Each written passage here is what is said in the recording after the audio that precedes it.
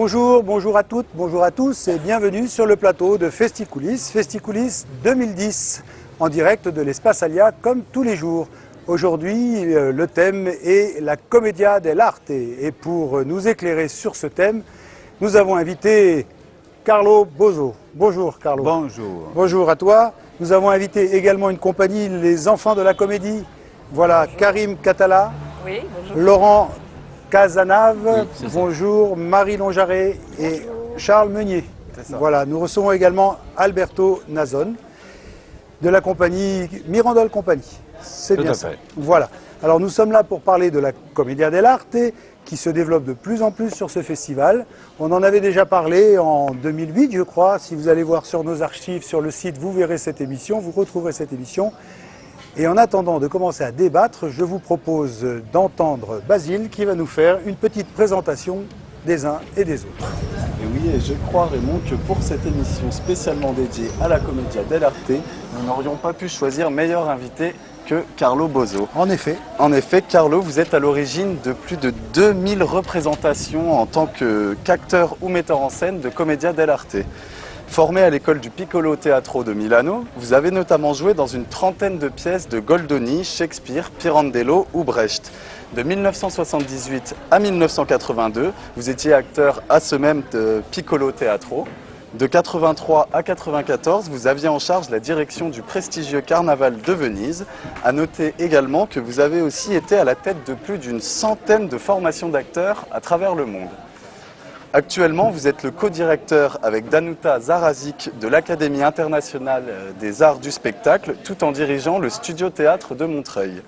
Sur le Festival d'Avignon, vous êtes à la charge de la mise en scène de la plupart des représentations qui ont lieu à la cour du Barouf, avec notamment une mise en scène avec Danuta Zarazic encore de La Nuit des Rois de William Shakespeare. C'est exact ? C'est ça. C'est bien ça, il n'y a rien à rajouter? Si, sûrement, mais enfin, bon. C'est déjà ça, c'est très beau et très fatigant. C'est déjà beaucoup, voilà.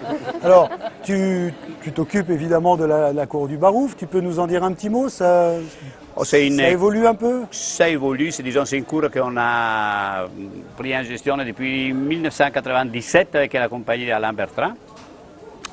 C'est une cour particulière, c'est un peu une forme de coopérative, c'est toutes les compagnies mutualisent ce que ça peut être les moyens de création et de diffusion.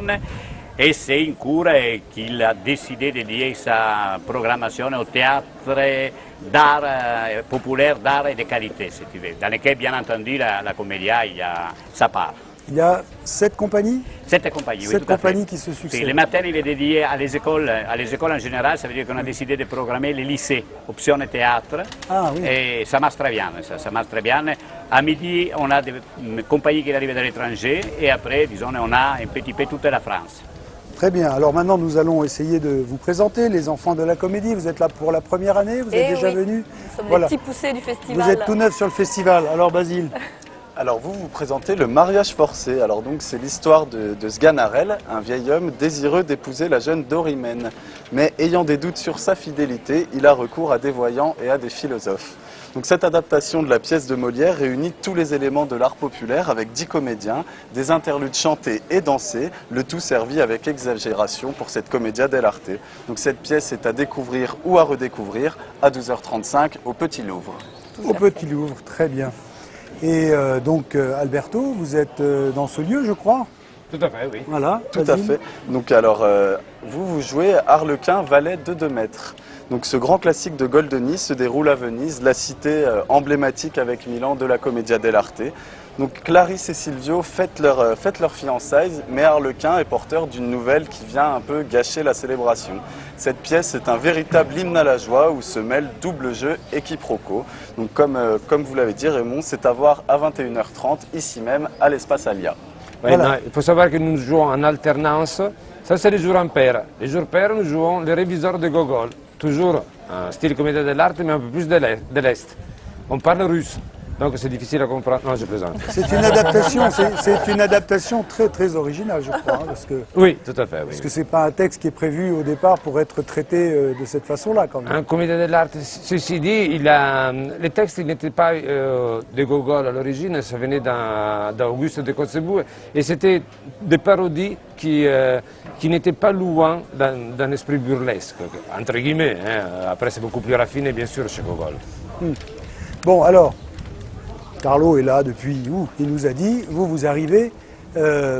Pourquoi vous avez voulu présenter ce spectacle à Avignon et pourquoi le spectacle de Commedia dell'arte? Est-ce que vous êtes spécialisé dans ce domaine ou c'est un choix par rapport à ce spectacle-là? C'est avant tout un choix par rapport au texte de Molière, qui est vraiment quand même, fait partie des textes de Molière qui ont été très influencés par sa recherche auprès des Italiens et qui est conçu vraiment comme un dialogue, enfin, c'est une succession de scènes, hein, des duos, où on a vraiment les figures essentielles de la Commedia.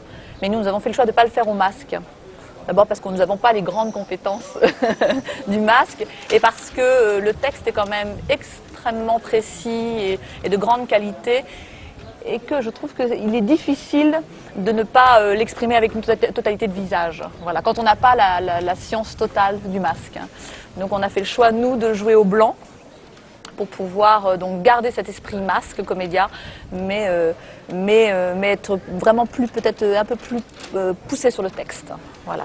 Quand on joue des classiques comme ça, qui ont été joués des centaines, voire des milliers de fois, comment on fait pour apporter sa patte, en fait, sa touche personnelle? Le mariage, je sais qu'il a été créé au festival il y a déjà de nombreuses années, qu'il est créé régulièrement. Je crois qu'on a 3 mariages cette année au festival. 2 Donc, enterrements. Comment? 2 enterrements, non? Non, peut-être. Pas du même auteur, peut-être. Et donc non, ce texte-là, parce qu'il est, non, il n'est pas si connu que ça. Vraiment, vous lisez Molière, vous parlez de Molière, vous pensez mariage forcé? Non, vous pensez le Tartuffe, vous pensez les femmes savantes, vous pensez... non, cette pièce-là, elle est particulière d'abord parce qu'elle était à l'origine en 3 actes et que nous jouons la version revue par Molière après sa séparation avec Lully, donc qui est beaucoup plus courte, hein, qui fait une pièce d'1h10, alors qu'à l'origine, je pense, quand il l'a créée au Louvre, elle devait faire pas loin de 2 heures, hein, donc ça n'a rien à voir. Elle est... on n'a pas toute la lourdeur d'un classique avec un acte d'exposition, un acte d'action, un acte de conclusion. Tout est extrêmement résumé. Voilà. Donc c'est d'une efficacité redoutable, c'est très rythmé. Voilà. Alors Carlo, qu'est-ce que tu penses de ça? Parce qu'il y a un Gogol, il y a un Molière qui sont montés en... Bon, tu crois qu'il y a un peu pour quelque chose, pour que toutes ces compagnies viennent comme ça à Avignon en traitant en style Commedia? Il y a de plus en plus de compagnies qui viennent en jouant en Commedia dell'arte. Sì, ma je pense aussi que c'est un moment un peu particulier sur le plan social. Pensate qu'il y a la crise, quoi de mieux pour sortir de la crise que faire de la commedia.